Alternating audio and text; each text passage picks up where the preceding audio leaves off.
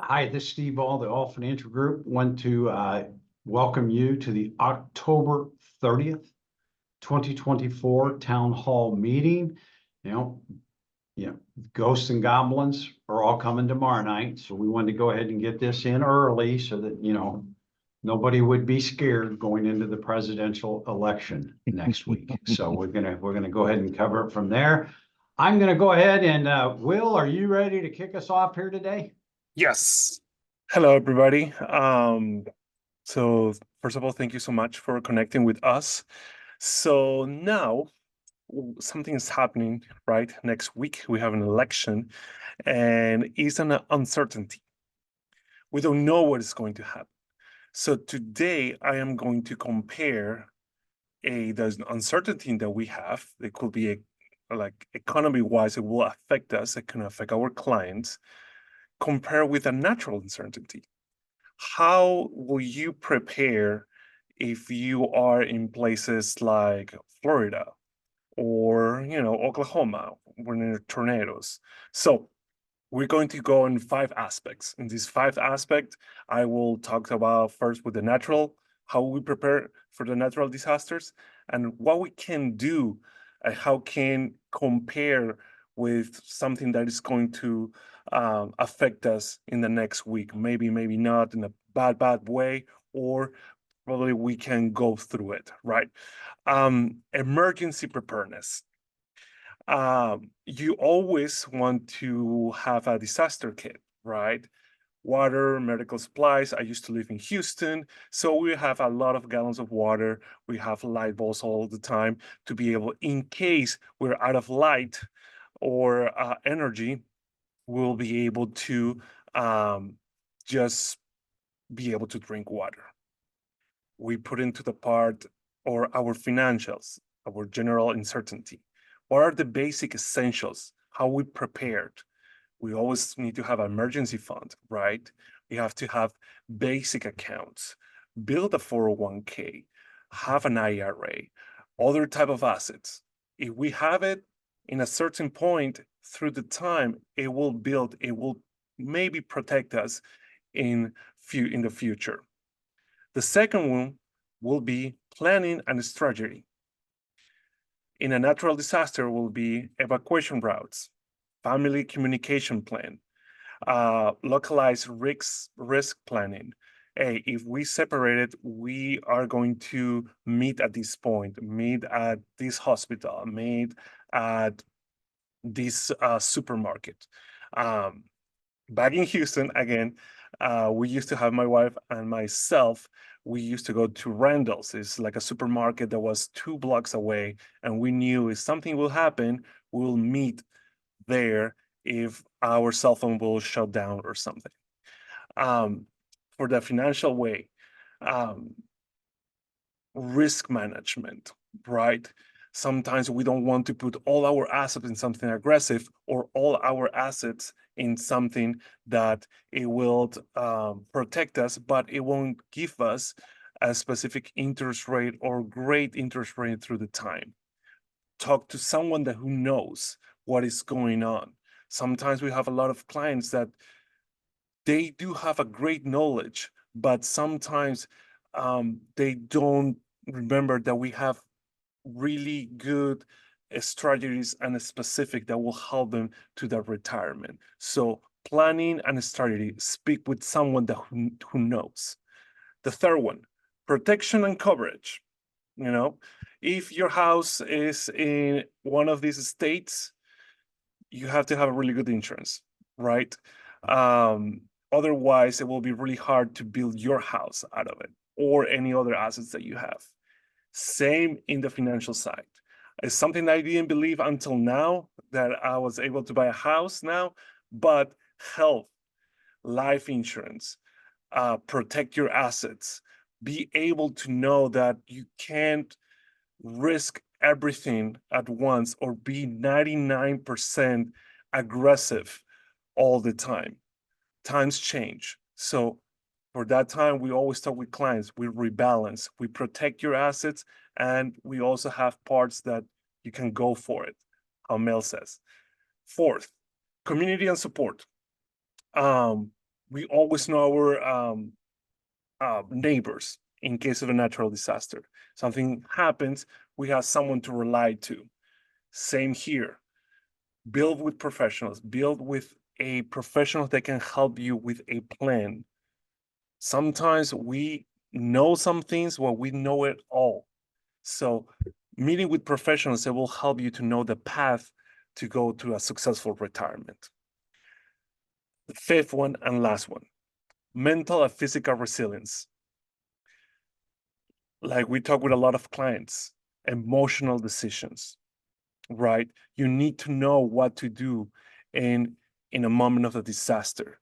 In a natural disaster, if you are in shock or you don't know what to do, you call to an ambulance, you trying to find out help, and you stay calm to be able to protect you and your family. Same in the financial part or in the general uncertainty. Like Steve said, we'll get two type of calls probably in the next 2 weeks. My person one, please start throwing me into the market. My person loss, take me out of the market. That's an emotional decision, okay? Do not make emotional decisions in the next 2 weeks. And if you need someone to talk, give us a call. We'll be able to walk you through it. So I really like this comparison between natural disasters and probably maybe disaster or general disaster that may not happen in the next couple of weeks. So that was it. Thank you. Thank you very much, Will. As it goes from there, I'm glad the state of Florida, where I've lived, has not been hit over the last couple ones. But even though they weren't, my insurance has increased. So as it comes from there, so it might not affect you directly, but it could affect you somewhere or the other. So it goes from that. Now we're going to go ahead and turn over the next portion of this meeting to Mel. I'm not sure this will make it to the recording, but I would love to know Will's opinion about which one's the tornado and which one's the earthquake. But I think there's a disaster one way or the other.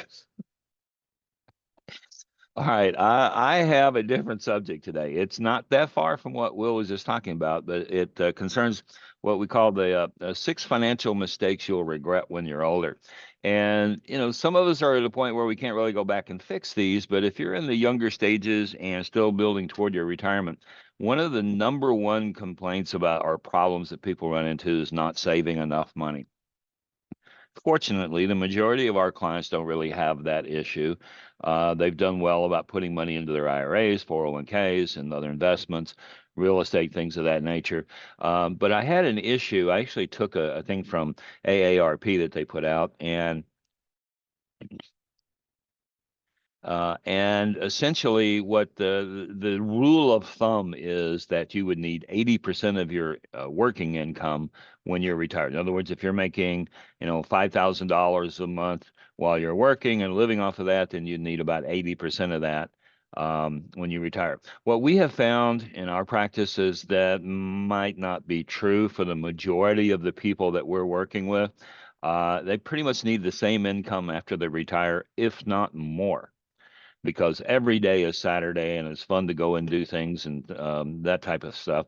But more or less, if you think about your day-to-day living, if you suddenly retired, what things would you stop spending money on? Maybe driving back and forth to work, or the clothes you might have to wear, or the tools you might need for work. But essentially, that's pretty much it. All the rest of your day-to-day expenses aren't going to change from I'm working to I'm retired. So I would consider it prudent to think about having the same income when you retire as you were when you were working. And there's lots of different ways you can go about setting that up. The second one is a mistake that people make getting ready for retirement is trying to avoid the stock market. Historically speaking, if you go back and look at any of the stock indices for the last 10, 15, 20, even 30 years, it's been a relatively steady climb upward. Yes, there's been high volatility or low volatility or bigger gains at some times, but having a diversified portfolio that remains steady and steadily invested and over a longer period of time will generate more savings and wealth than just trying to stick it into the bank and work off CDs or fixed rates. There may be times when you'd want more money in the bank, but there's probably trying to time that could get very, very difficult. So avoiding the stock market is just probably not going to be your best choice. As I say, historically speaking, people that were in the market did better than the people that didn't in the long haul. So stay the course. Keep doing that investing. Be prepared for volatility and things of that nature. You might change your structure and status a little bit when you get at retirement or really close to it or even into retirement, but you're still not going to want to avoid the market altogether. Even in the crazy times that we might be in today, you're still probably going to be better off. Third mistake, claiming Social Security at the wrong time. And this is not a set thing. You can start your Social Security at age 62. You can push it out to age 70. There's a huge increase in the payment from 62 to 70 and what you would collect. However, the difference between those two would take you somewhere around age 80, 82. So 10 to 13 years for you to recapture the gains at the larger check if you wait versus if you just started earlier and get the smaller checks for a longer period of time.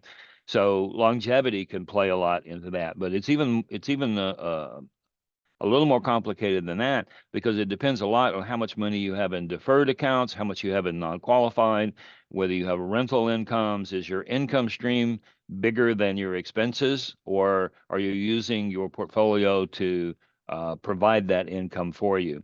Then those decisions about Social Security get to be more than just math at that point. They get to be a point of contention about which dollar to spend in what order. So what I would recommend is that if you haven't claimed Social Security yet and you're getting ready to retire, it would be a really smart play on your part to sit down with a planning company like ours and run the numbers, run the analysis, and you'd have a lot higher probability of making the right choice with the right advice and the right planning structures and analysis that we might be able to do for you. The fourth thing is spoiling the kids and the grandkids. We see this, obviously, we all love to do that. It's one of the fun things in life. However, we see on a fairly regular basis people that have overindulged in paying for things for their children, for private educations, things of that nature, helping them in their life. And all of us would love to be able to do that, but you need to be very cautious in that you can overdo that and put yourself in a really bad situation.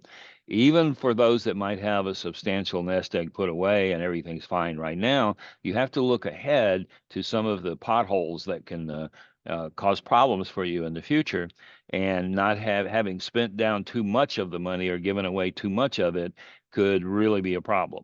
Now, the other side of that coin is if you're interested in setting up structures for your children, for legacy, for inheritance, or while they're alive, that's one of the things that we do a lot for our clients, but we try to show you how to do it at a much lower cost. And we don't want to do that at sacrificing your ability to be comfortable in retirement and making sure that you don't run out of money. So if spoiling the kids and the grandkids is one of your desires in retirement, you really should sit down and talk about that with us to find out just what the budget is. What can I do? What's affordable? And how do I protect myself so that I don't give away too much or have too much fun with the grandkids and end up having a problem later in life? The fifth thing is getting bad advice. Uncle Joe may be really smart, or this guy might have been really successful, or, I know a guy that did this, and all that stuff happens. People listen to the wrong people an awful lot of the time. There's also a difference in when you are looking for advice about finances. There's two different kinds, and both can be good. One is how to accumulate assets over time. There are a lot of companies, a lot of really good, smart people out there that will help you in the accumulation of assets and give you great advice about that. But they may not be the appropriate people for you to be talking to about retirement. because a lot of those people, the concept is, hey, just put it in the market and make enough money, spend this much, and everything will be fine. And that just doesn't always hold true because of cyclical nature of the market and spending and all these other things that can go in there. We recommend that you sit down and talk to somebody that actually does planning. And it's not just about the investment portfolio. That's a major portion of it, but it's also about Social Security, required minimum distributions, taxation now and when I start the required minimum distributions. How do the assets move from one generation to the next? For legacy planning, and we don't do estate planning, but we can be more than happy to refer you to some good attorneys. Matter of fact, we're having a presentation here in the office on the 15th of November with a prominent local law firm will be as our guest speaker here. So, give us a call if you might have an interest in joining us on that. So getting good advice really is not just good advice, but good advice for somebody who knows what you're trying to do and understands the retirement world, not just the investment world. That's the best way I could probably put it. The last thing is ignoring long-term care. None of us want to go to the nursing home, and there's a lot of misinformation and scare tactics out there about what you should do about long-term care and how it might affect you financially. You do need to know that it can be somewhat devastating if you have to come up with the assets to pay for a 3, 4, 5-year stay in nursing home. The question is, what are the best options to protect you from that? As Will said in his, talking about the storm insurance and covering things of that nature, you probably need to have a plan to handle a long-term care stay. And there are several different ways you can set structures up to help protect you from that type of devastating situation. And you really should include that as a part of whoever you're working with for planning your retirement. Plan on what you're going to do to cover those expenses and how that might work out. It can be pretty complicated, and it's never a fun subject, but it's one that absolutely needs to be covered. So that kind of covers my idea today. I wanted to go over some of the things that people do or don't do at the appropriate level, and also some things that can jump up and get you simply by not having the right advice or the right people to sit down and talk to about knowing what you can do and what you can afford to do. So that's it. Well, thank you very much, Mel. I'm going to go on a topic that I get to touch on quite a bit. We're going to talk about taxes. Because the only thing that I will state is, as Will put it, I don't believe that the election will be decided Tuesday of next week. I think it's going to be much further after that before we actually find out who is the president. I think the days of Walter Cronkite coming on at 7 or 8 o'clock at night and saying the new president of the United States is XYZ is gone. So I think everybody agrees with that. But I do know something that whoever gets elected as president, they're going to have 2 major things that they're going to have to talk about. One, the federal deficit. It's nearly $36 trillion. And both sides of the aisle overspend, so we're not going to pick on either side. But that does have to be done. The other thing that will have to happen is we will have to have a new tax bill passed in 2025. Why?